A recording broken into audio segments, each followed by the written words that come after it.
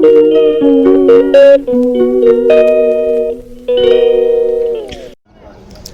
মহাকালেশ্বর মন্দির, এখানে চান টান করলাম আমরা করিডোরে। এবারে আমরা যাব মন্দিরের দিকে পুজো দিতে। এই যে গাড়িটা এখানে পার্কিংয়ে রেখে দিয়েছি, এবারে আমরা সবাই মিলে পুজো দিতে যাচ্ছি। এই যে রেডি হয়ে গেছে, যে পুজো টুজো দিয়ে আবার চলে আসবো আমরা, দিয়ে আবার ইন্দোরের দিকে যাব। চলো, পুজো দেওয়ার জন্য আমরা প্রসাদ কিনে নিয়ে লাইনে দাঁড়িয়ে আছি। এখানে ভিডিও করতে পারিনি, তাই ফটো তুলেছি।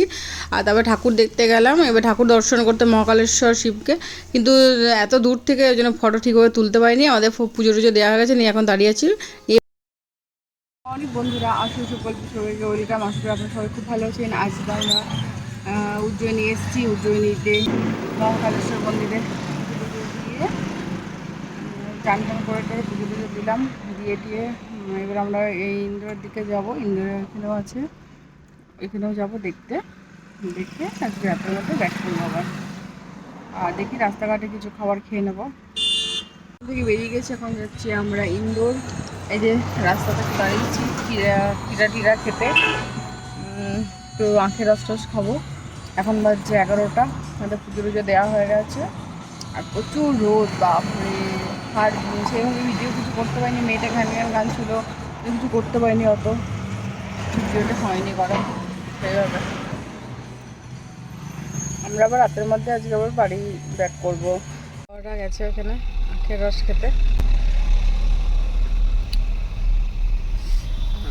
এই যে শসা আর ক্ষীরা নিয়ে এসছে, ক্ষীরা আর শসা নিয়ে এসছে, এখন খাবো বলে বাড়িতে।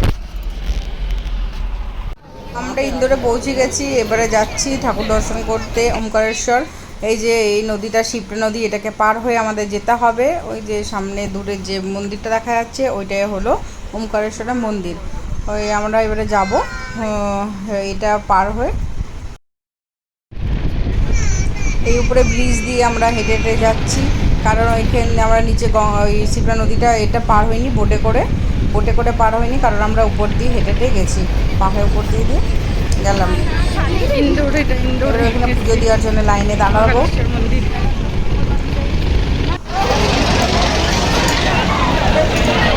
এত ভিড়, বাপরে। সে আমরা দাঁড়িয়েছি দুটোর সময়, আর পুজো দিলাম সন্ধ্যে 6:30টার সময়। এত ভিড়, কি অবস্থা আমাদের চোখ মুখের, দেখলে বোঝা যাবে কি হয়ে গেছে একদম চোখ মুখ।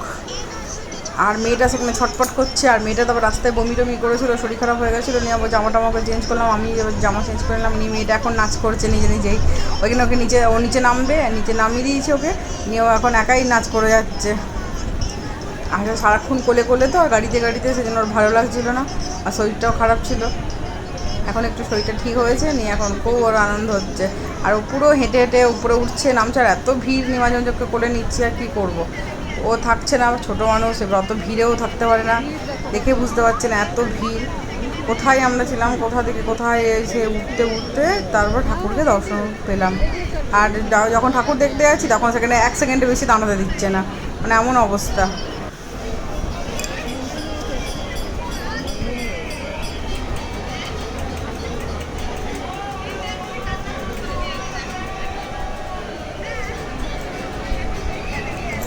সবাই মাঝে মাঝে আমরা ফটো তুলছিলাম ওইখানে, আর ওরা তো ফটো তুলতে দিচ্ছে না ওইখানে, তাও মাঝে মাঝে তুলে নিচ্ছিলাম ফটো একটু করে।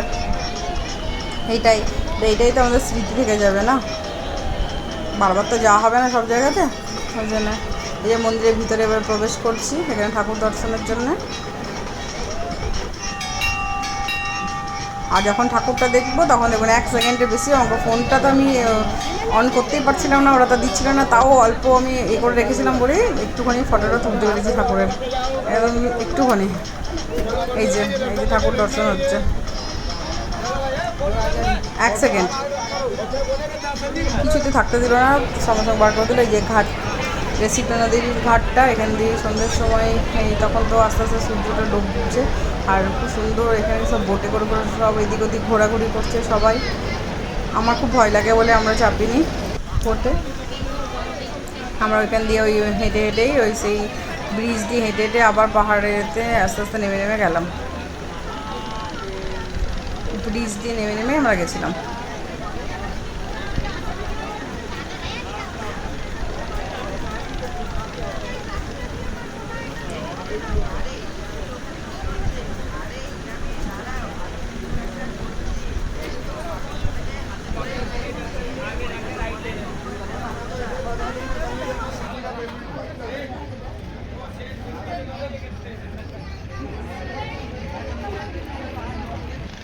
মেয়েটাকে ওর মামা নিয়ে যাচ্ছিলো কোলে কোলে। তারপরে আমরা যাচ্ছিলাম এবারে বাড়ির দিকে রওনা দেবো বলে। ঠাকুর দর্শন হয়ে গেছে। আর ওই দূরে পার্কিং আছে, আমাদের অনেকটা হাঁটতে হয়েছে। ওইখানে গিয়ে আবার আমাদের গাড়িটা অনেক দূরে রাখা আছে, আমাদের অত দূর অবধি যেতে হবে এবং গাড়িটা ধরতে।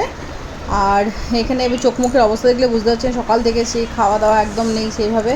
আর আমাদের হয়ে গেছে, এবার আমরা বাড়ির দিকে রওনা দেবো। ভিডিওটা আমি এখানে শেষ করছি। ভালো লাগলে লাইক কমেন্ট সাবস্ক্রাইব করবেন। Tata, bye bye.